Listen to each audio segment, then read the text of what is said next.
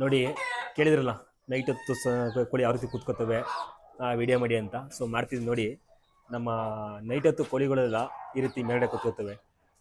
ಇದ್ರದ್ದು ಏನು ಉಪಯೋಗ ಅನ್ನೋದು ಕೂಡ ವಿಡಿಯೋ ಮಾಡಿ ತಿಳಿಸಿದ್ದೀನಿ. ಸೊ ಮತ್ತೊಮ್ಮೆ ಹೇಳ್ಬಿಡ್ತೀನಿ ನೋಡಿ.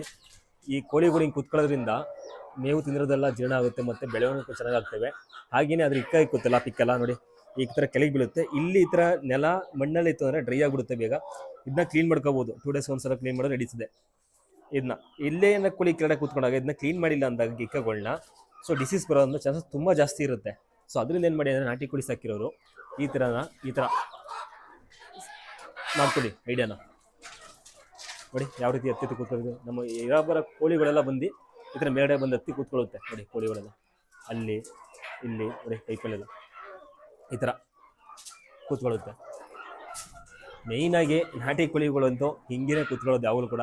ಇಲ್ಲಿ ಮತ್ತು ಮರಗಳು ರೆಂಬೆಗಳ ಮೇಲೆ ಆಚೆ ಬಿಟ್ಟು ಆಚೆ ರೆಂಬೆಗಳ ಮೇಲೆಲ್ಲ ಕೂತ್ಕೋತವೆ. ನೋಡಿ ಯಾವ ರೀತಿ ಕೂತಿದ್ದೇವೆ ಅಂತ. ಇನ್ನು ಬಾಕಿ ಅವೆಲ್ಲ ಇನ್ನೂ ಬಂದಿಲ್ಲ. ಸಂಜೆ ಟೈಮ್ ಒಂದು 6:30 6:45 ಆಗಿದೆಲ್ವಾ, 6:30 ಟೈಮು. ನೋಡಿ ಬಾಕಿ ಅವೆಲ್ಲ ಇಲ್ಲಿದೆ, ಇಲ್ಲಿ ಎಲ್ಲ ಈಚೆ ಇದ್ದಾವೆ. ಸೊ ಇವೆಲ್ಲ ಒಳಗೆ ಹೋಗ್ತವೆ. ಪ್ರತಿಯೊಂದು ಎಲ್ಲ ಮೇಲ್ಗಡೆ ಹೋಗಿ ಕೂತ್ಕೋತವೆಲ್ಲ ಆರಾಮಾಗಿ.